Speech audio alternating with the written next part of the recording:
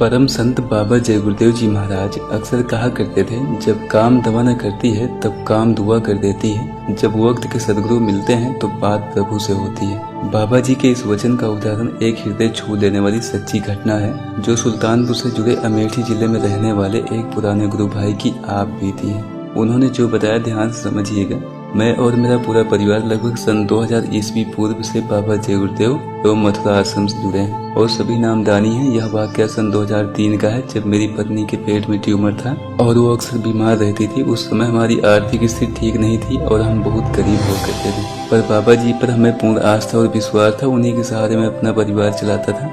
एक दिन मैं अपनी पत्नी को लेकर अस्पताल गया, तब जांच करने के बाद डॉक्टर ने बताया कि इनके पेट में ट्यूमर है, जो बहुत बड़ा हो चुका है। इनका जल्द ही ऑपरेशन करना पड़ेगा, जिसमें लगभग 16,000 रुपए लग जाएंगे, और यदि 2 महीने के भीतर ऑपरेशन नहीं हुआ तो इन्हें दुनिया की कोई ताकत बचा नहीं सकती। यह सुनते ही मैं मन ही मन रोने लगा, क्योंकि उस समय मेरे पास परिवार चलाने के लिए तो पैसे थे नहीं, ऑपरेशन कहाँ से कराता। मैं पत्नी को लेकर वापस आया और ध्यान भजन करता रहा। कुछ दिन बाद जिले के कौरीगंज तहसील में बाबा जी का आगमन एवं सत्संग होना था। मैं वहां सेवा में लग गया और बाबा जी का प्रचार प्रसार करने लगा, जिसमें 12 दिन लगे थे और ठीक 12 दिन बाद बाबा जी का आगमन हुआ। एक दिन मैंने बाबा जी से अपने मन की बात एवं परेशानी बतानी चाहिए। जहां बाबा जी के रहने का स्थान बनाया गया था, मैं डरते डरते रात्रि के 10 बजे वहां गया, जहां श्री उमाकांत तिवारी जी और 2 लोग दरवाजे पर बैठे थे। मैंने तिवारी जी से प्रार्थना की कि मुझे बाबा जी का दर्शन करना है, मैं बहुत परेशान हूँ। तब तिवारी जी थोड़ा बिगड़ गए और डांटते हुए बोले, गुरु महाराज अभी आराम कर रहे हैं, जाओ सुबह आना। मैं बहुत दुखी हुआ और वापस आने लगा। 2-4 कदम चला ही था, उतने में ही बाबा जय गुरुदेव जी महाराज बाहर निकल आए और तिवारी जी से बोले, बच्चा आ रहा था तो आने क्यों नहीं दिया। फिर बाबा जी मेरी तरफ देखे और बोले, बताओ बच्चा। मैं एकदम भावुक हो गया, गला रोन गया, बस बाबा जी को निहारता रहा और कुछ बोल न पाया। फिर बाबा जी ने पूछा, कहाँ सेवा कर रहे हो। मेरे मुख से आवाज निकली, मैंने कहा सरकार कार्यालय में। सुनते ही बाबा जी डांटते हुए बोले, यहाँ क्यों आए हो सेवा छोड़ के। मैं रोने लग गया पर कुछ बोल न पाया। भावुकता के कारण मैं वहाँ से वापस आने लगा।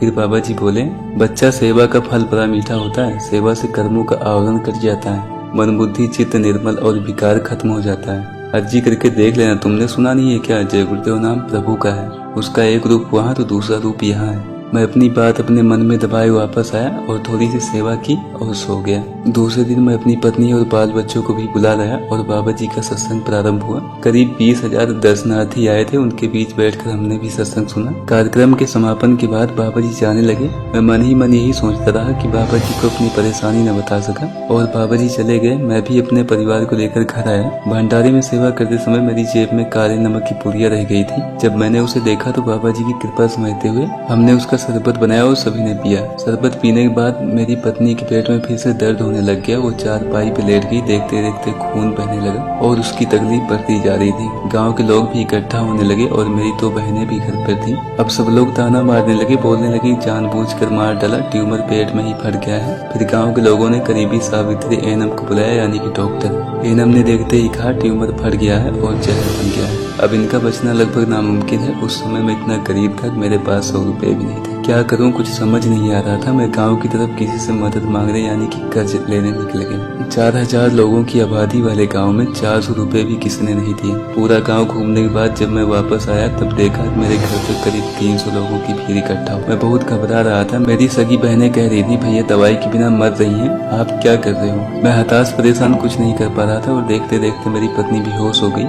मैं कमरे में चला गया और अंदर से कुंडी बंद करके मालिक का ध्यान भजन करने लगा। बाबा जी ने भजन के माध्यम से जो अनुभव बताए थे, मैं वही अनुभव करना चाहता था। ध्यान भजन में आवाज भी आ रही थी और बाबा जी का रूप भी साफ दिख रहा था, पर कोई लाभ नहीं हो पा रहा था। मैं भजन करता रहा, तभी बाहर से रोने चीखने की आवाज आई। मैं बाहर आया, देखा तो हाथ की नाड़ियां चलना लगभग बंद हो गई थी। ऐसा लग रहा था जैसे अब शरीर छूट गया है। तब मुझे बाबा जी की एक बात याद आई। उन्होंने कहा था, जय गुरुदेव नाम की परीक्षा बच्चा मुसीबत के समय ले लेना, उस समय तुम्हारी मदद ना हो तो मत मानना। मैं पत्नी के दाहिने कान की तरफ बैठ गया और 10 बार जय गुरुदेव नाम बोला। उसके बाद फिर रोता हुआ कमरे की तरफ चला गया और कुछ ही देर बाद पत्नी ने आंखें खोलकर कहा, दीदी दीदी। फिर बहन ने कहा, रुक जाओ, सब शांत हो जाओ, अभी चिंता है। उसके बाद पत्नी ने जो बात कही उसे सुनकर सब बड़े अचंभित हुए।